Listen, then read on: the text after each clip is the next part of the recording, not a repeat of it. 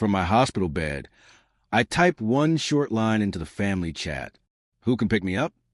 The answers came back fast. Busy. Not tonight. Life is better without you. I kept staring at the screen, waiting for a smiley face, some kind of joke, a line to make it lighter. But nothing came. Just silence after the rejection. The people closest to me, my own blood, had shown me exactly what I meant to them. What none of them realized was this. Those same people, the ones who told me life was better without me, would soon be the ones begging me to answer. Their tone would change. Their words would twist. They would write things like, "Please, just talk to us," and "Dad, we're sorry." But that would come later. Let's not rush. My name is Daniel Price. I'm 64 years old. I spent more than 40 years working as an electrician. Long days, hard jobs, callous hands. I never made much, but I made enough to buy a modest house, enough to raise 2 kids, enough to keep food on the table. My wife died 6 years ago. Since then, I've been the one my family leaned on. My son Mark leaned on me when gambling debts swallowed him. My daughter Leah leaned on me when she couldn't make rent. My brother Tom leaned on me when his own life spun out of control. Every time I stepped up, every time I carried the weight, I told myself that was what family was supposed to be. Then came the heart attack. It hit without warning. One minute I was walking home from the hardware store. The next I was on the pavement, clutching my chest, strangers calling an ambulance. They cut me open, stitched me back together, and told me I was lucky. You'll live, one of the doctors said, if you stop pushing yourself, if you take care. I thought my family would be there. I thought they'd sit by the bed, hold my hand, remind me I wasn't alone. Instead, I typed one message into the family chat, asking who could pick me up, and they showed me the truth. I was nothing but a burden. That night, I walked out of the hospital alone. The nurse asked if I needed a cab. I told her no. I didn't want another stranger to see me abandoned. So I took the bus, holding a plastic bag with my medication and discharge papers. The ride home felt endless. A couple argued 2 seats ahead. A teenager laughed at something on his phone. A baby cried in its mother's arms. Everyone around me had someone. I had no one, just a phone in my pocket with messages that cut deeper than any knife. When I got home, the house greeted me with silence. The air smelled faintly of dust and old wood. My wife's photo still stood on the mantel, her smile frozen in a world that no longer existed. The living room held boxes my children had left behind. Clothes, broken furniture, toys they'd never come back for. I set the pills on the counter and sat at the kitchen table. The walls creaked around me. My chest ached, but not from the operation. This pain was different. It came from knowing that after everything I had given them, they had nothing left for me but contempt. I poured a glass of water, but didn't drink it. I just sat there, staring at my reflection in the window. An old man, tired, worn down, forgotten, but not finished, because that night something shifted inside me. I decided I wasn't going to let their words slide. Not this time.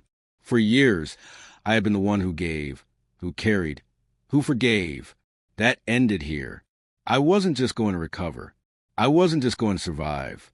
I was going to act, and that was the first step.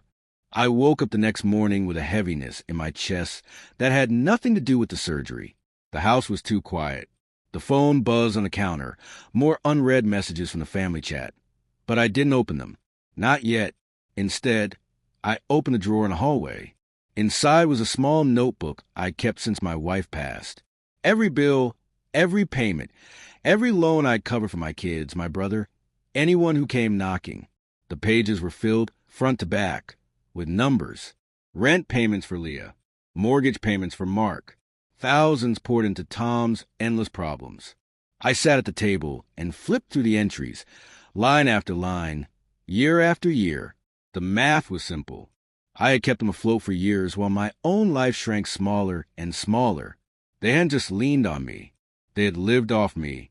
I pushed the notebook aside and pulled my laptop closer. The first thing I did was log into my bank account.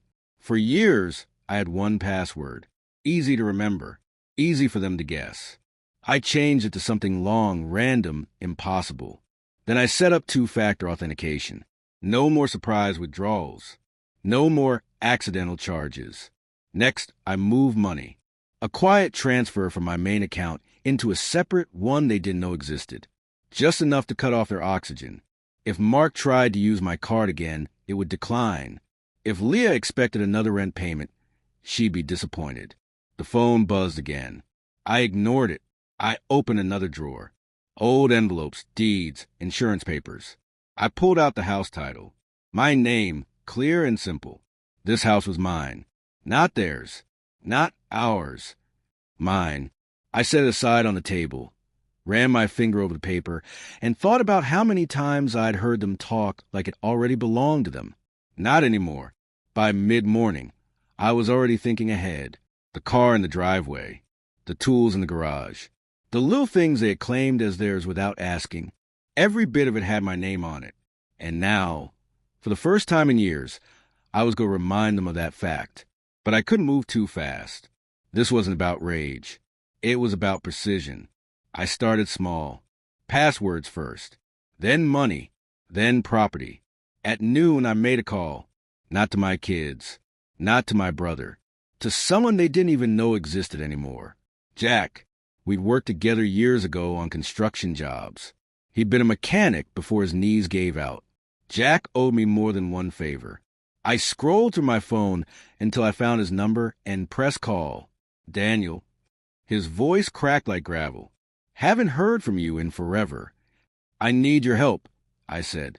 With what? Locksmith work. He laughed. You know I don't do that anymore. You do it once for me, I said, and we're even. There was silence, then a sigh. What's the job? Changing locks. Every single one. He whistled low. That's serious?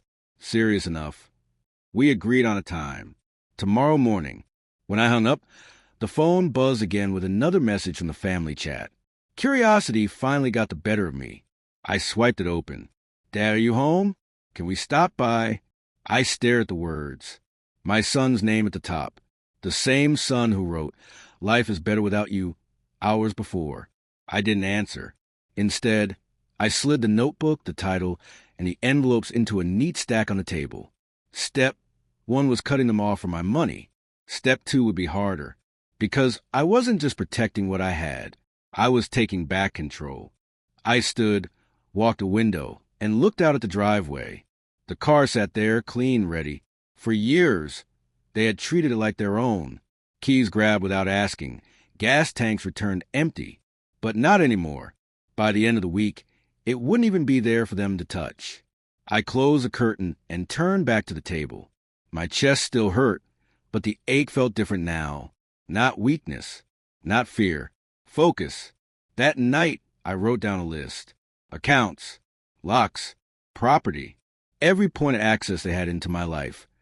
Every place they thought they still owned. Tomorrow, one by one, those doors would close. I circled the first item. Locks. The rest could wait. When I finally put the pen down, it was almost midnight. The phone buzzed again, but I didn't touch it. Because tomorrow morning, when Jack showed up, everything would start to change. Jack showed up the next morning in a dented pickup that coughed smoke as it pulled into my driveway. He climbed out slow, his knees stiff, toolbox in hand. Damn, Daniel, he said, squinting at the house. You weren't kidding.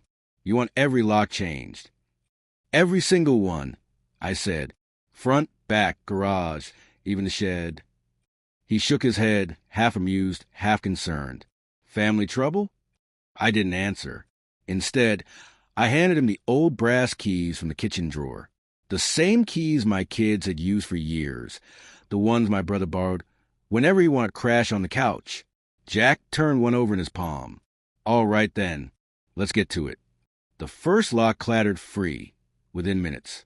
The sound echoed through the hallway like a final door closing on the life I'd been living. Piece by piece, we replaced them all. New deadbolts, new keys, stronger metal. Each turn of the screwdriver tightened something inside me. When the last lock clicked into place, Jack wiped his hands on a rag and looked at me. So, who's getting locked out? Everyone, I said. He chuckled. But when I didn't smile, the laugh died in his throat. Whatever's going on, Daniel, just be careful. Family stuff, it gets messy. Messy already, I said. He nodded slowly, handed me a small ring with the new keys. All yours now. Nobody's getting in without your say. When he drove away, I stood at the front door, turning the cold metal in my hand. It felt heavier than it should. Heavier because for the first time in years, it meant something. Control. Not 10 minutes later, a car pulled into the driveway. It was Mark, my son. He stepped out, sunglasses covering his eyes, phone in his hand. He didn't even knock. He went straight for the handle like he always had. The door refused to budge. He tried again, rattling it, confusion spreading across his face. I stood in the hallway, silent, watching the knob twist back and forth. Then came the knock. Hard, impatient. Dad? You in there? I didn't move. The knock came again. Louder.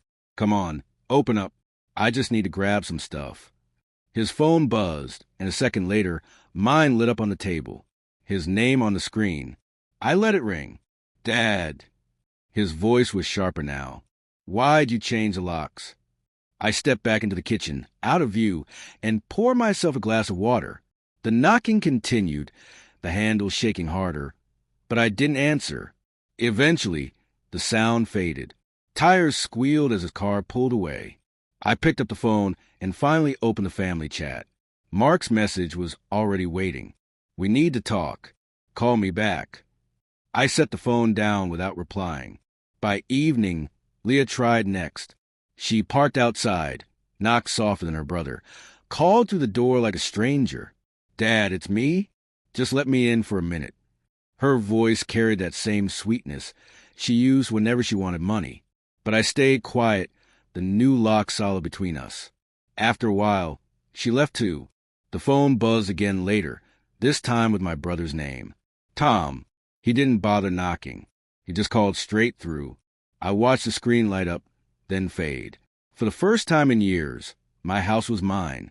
Not a free motel, not a storage unit, not a place they could walk into whenever it suited them. Mine.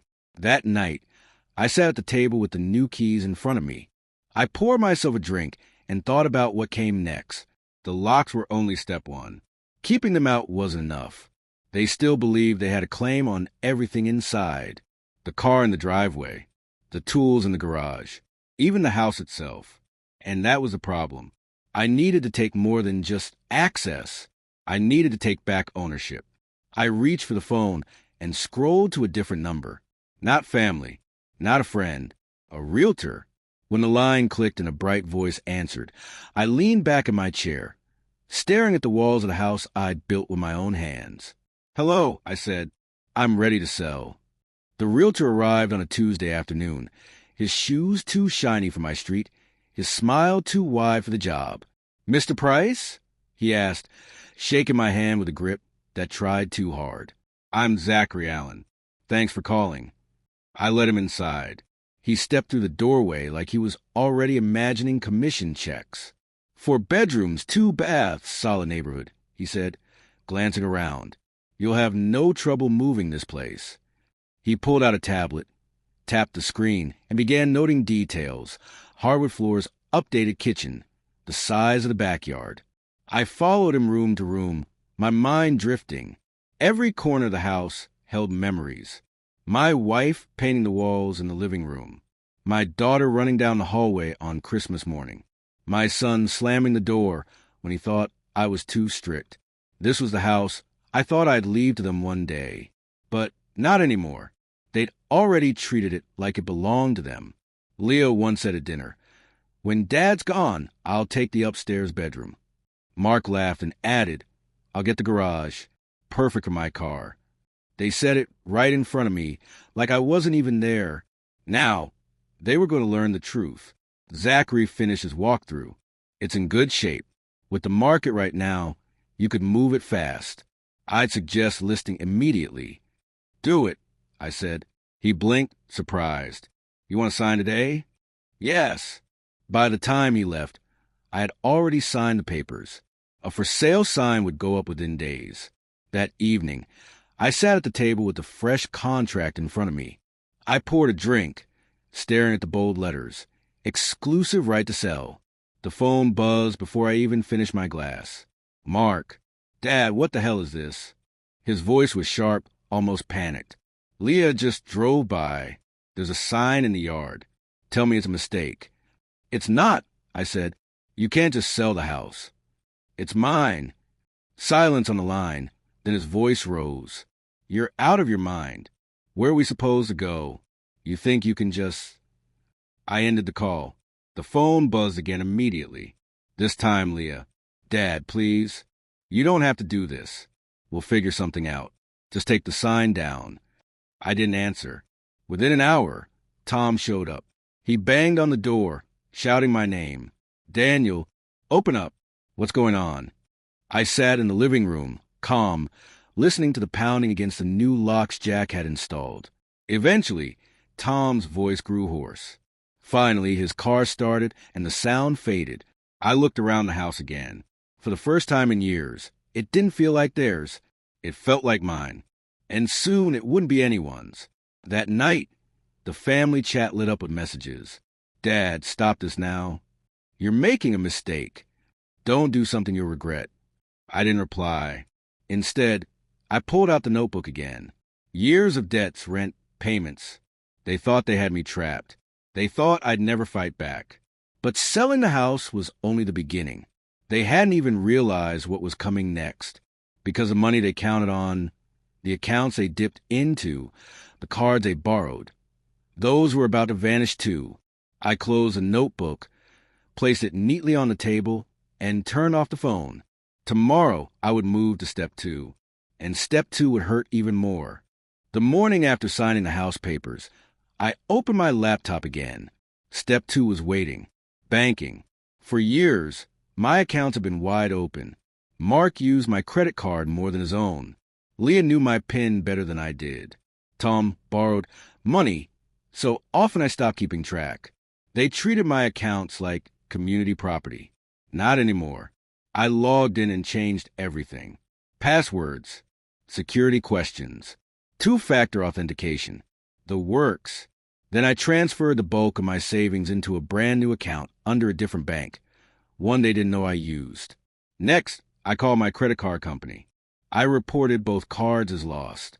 They would be shut down, reissued in my name only. By noon, the oxygen line that had kept them afloat was cut. The first ripple hit quicker than I expected. Mark tried to use my card at a gas station. Declined. I knew because my phone buzzed with an alert. Minutes later, a message appeared in the family chat. Dad, weird issue with your card. Call me. I didn't respond. Half an hour later, Leah messaged. Hey, Dad, I think something's wrong with the account. Rent is due today. Can we talk? Her tone was softer than usual. Not demanding. Not yet begging. But different. I set the phone face down and smiled for the first time in weeks. That afternoon, I went out to the garage. My tools lined the shelves, drills, saws, everything I collected over decades of work. Mark had used them more than I had in recent years, always without asking. I loaded them piece by piece into the back of my truck. By evening, I sold half of them to a man who ran a repair shop across town. Cash only. Clean and simple. When I got home, I parked the truck, stepped inside, and saw another message waiting. Dad, what's going on? Why are you doing this? This time it was Tom, my brother, the same man who called me useless more times than I could count, now suddenly interested in what's going on. I let the phone buzz until the battery died. The next morning, I called a tow company. By lunchtime, the car was gone. Another item they thought belonged to them, erased from their reach. At 3 p.m., the chat lit up again. Dad, please, we need to figure this out. This isn't like you. Just talk to us. Why are you shutting us out? The words look different now. No insults. No arrogance. Just cracks in their confidence. I sat at the table with the notebook open in front of me. Every line in it reminded me of the years I spent carrying them. Every dollar, every sacrifice, and now they wanted to talk. I closed the book and slid it aside. Talking wasn't part of the plan. That night, I lay in bed, staring at the ceiling. The house was quiet, the kind of quiet that presses down on you. But inside my head, things were moving. Selling the house was step 1. Cutting the money was step 2. Step 3 would go deeper. They had secrets, debts, lies, mistakes they thought I didn't know about. But I knew. I had always known. And soon, everyone else would know too. The house was quiet when I woke up, but my phone was not. The family chat had exploded overnight. "Dad, please stop this. We'll pay you back. Just don't do anything crazy. This is going too far." For the first time, their words sounded nervous. The arrogance had drained out. They weren't telling me life was better without me anymore.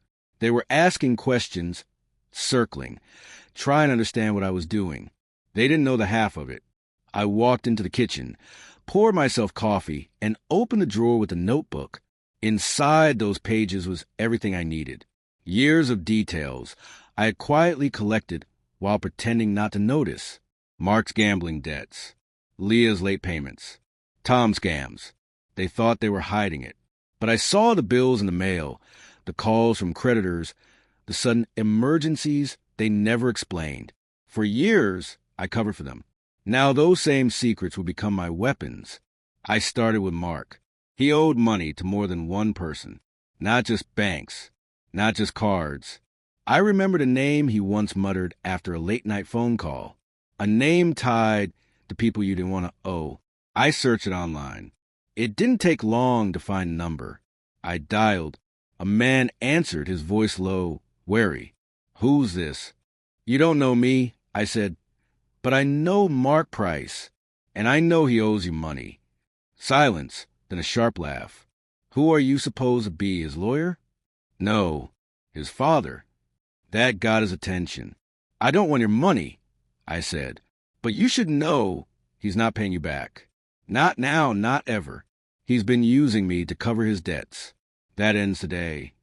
Another pause. Then, "You calling me to snitch on your own son?" "I'm calling," I said, "to tell you that if you want your money, you won't fight with me anymore." I hung up before he could answer. By noon, Mark's messages started. "Dad, what did you do? You don't understand. These people are dangerous. Call me back. Please." I didn't call back. Instead, I turned to Leah. She worked at an office downtown, a small finance company. But I knew more than she thought. She had been using company money to cover her own bills. Not much at first, just small amounts. But I saw the statements when she accidentally left them in my house. I had copies. I scanned one into my computer, attached it to an anonymous email, and sent to her boss. No note, no explanation, just proof.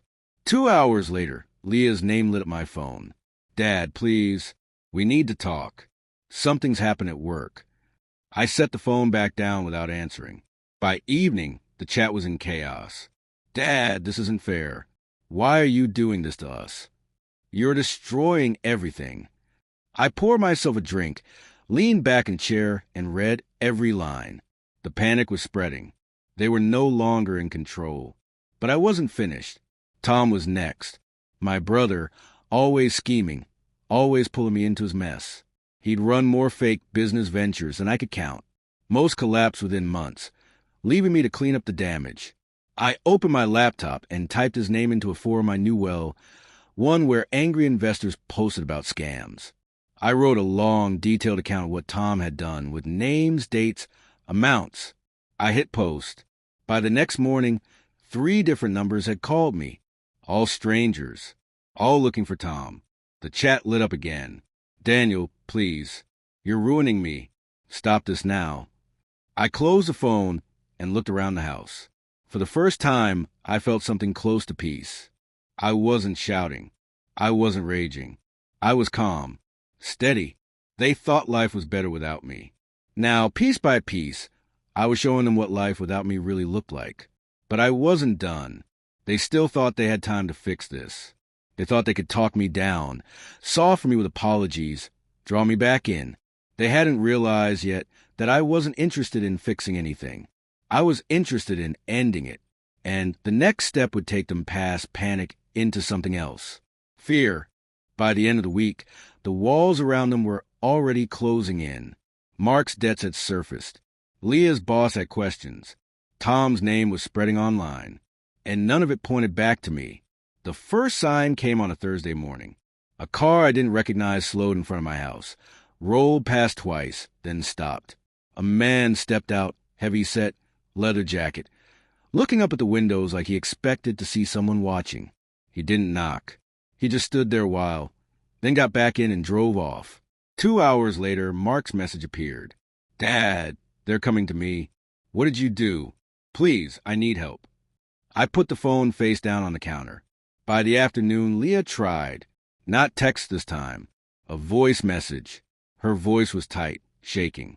"Dad, I don't know what you did, but my boss called me in today. They showed me papers. Stuff I don't even know how you got. If I lose this job, I'm done. Please, just call me. Please." I listened once, then deleted it. That night, Tom showed up in person. He didn't knock. He pounded on the door, shouting my name. "Daniel, you can't do this. People are calling me, threatening me. You think you're punishing us? You're destroying your own family." I sat in the living room, lights off, listening to every word. The locks Jack had installed held strong. Eventually his voice cracked, his fist gave up, and his footsteps retreated back to the car. When silence returned, I felt calmer than I had in years. The next morning, the ripples spread further. A neighbor stopped me on the sidewalk. "Everything all right, Daniel?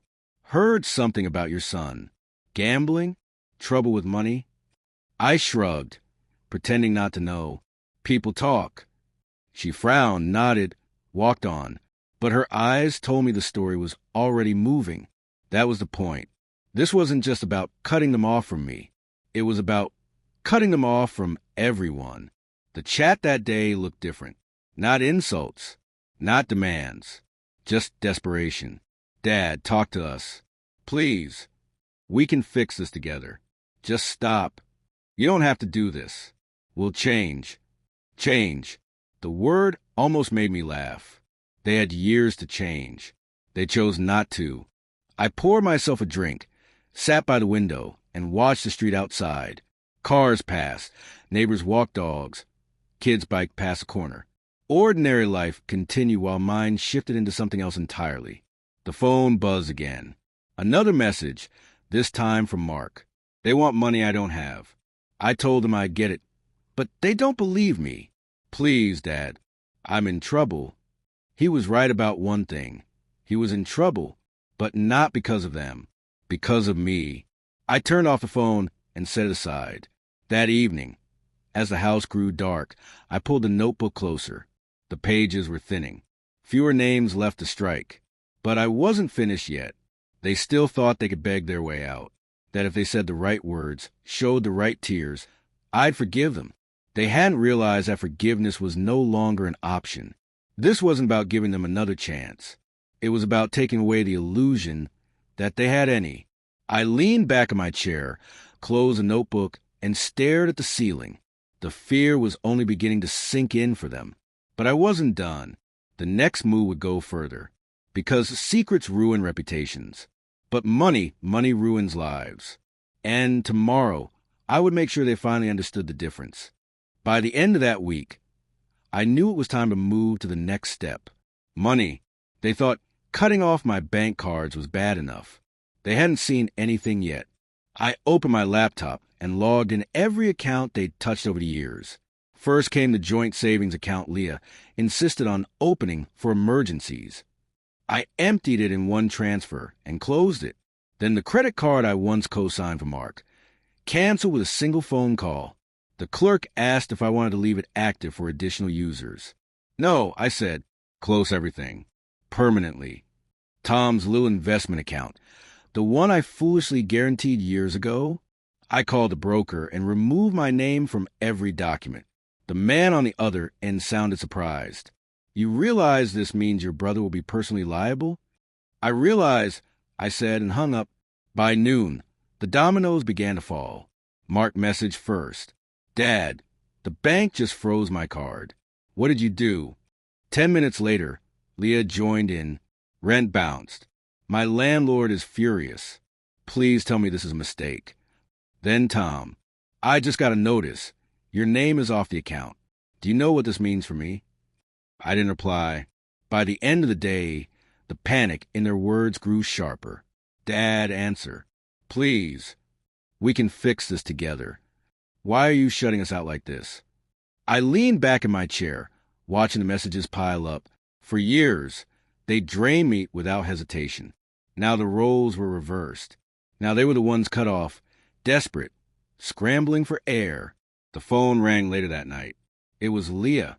I let it go to voicemail. Her voice cracked as she spoke. Dad, I don't understand why you're doing this. I'm about to lose everything. Please, just talk to me. Please. I deleted the message. The next morning, my own phone rang, not from them, but from a number I didn't recognize. A bank manager, polite but firm. Mr. Price, your son Mark is attempting to access your account. He claims to have your authorization. He doesn't, I said. We assumed as much. We'll flag the attempt. Thank you for confirming. When I hung up, I felt something I hadn't felt in years. Control. By afternoon, I got another call. This time from Leah's landlord. Mr. Price, your daughter listed you as guarantor on her lease. Do you intend to cover the payment? No, I said calm. Not anymore. There was silence on the line before the landlord sighed. Then I'll have to start the process. That's your choice. I hung up, poured myself a drink, and sat at the table with the notebook open again. Each page was another reminder of how long they'd bled me dry. Now every debt was being handed back where it belonged. That night, the family chat turned frantic. Dad, this isn't you. You're not like this. Please, we're begging you. We'll change. Just stop before it's too late. Their words no longer sounded like demands. They sounded like fear. I put the phone down, untouched, because fear was exactly what I wanted them to feel. This wasn't revenge finished. This was revenge beginning. They had lost the house. They had lost the money. And now they were losing their footing in the world outside. Every support they leaned on was collapsing. But money was only part of it. The real strike was still to come. Because soon, it wouldn't just be their finances at risk. It would be their freedom. The pressure on them had reached a breaking point. By Monday morning, the family chat was overflowing with messages. Not insults, not excuses. Please, Dad, we can't do this without you. Please, just talk to us. You don't understand how bad this is. We'll lose everything. For the first time in years, their words sounded honest, stripped of arrogance, stripped of pride, just raw panic. I sat at the table, coffee steaming in front of me, and scrolled through every message. My thumb moved slowly, like I had all the time in the world, because I did. Leah sent a voice note at 9 a.m. Her voice cracked with every word. Dad, please, they're threatening to fire me. My boss says the company can't take the risk. I didn't mean for it to get this bad. Just please pick up. I deleted it without listening twice. At noon, Mark called. I let it go to voicemail. His tone was desperate, not angry. Dad, they're showing up at my apartment. I don't have the money. I don't have anything. Please help me. I swear I'll make it right. Just answer. Tom tried next. No message. Just pounding at my door. Daniel, open up. We'll figure this out.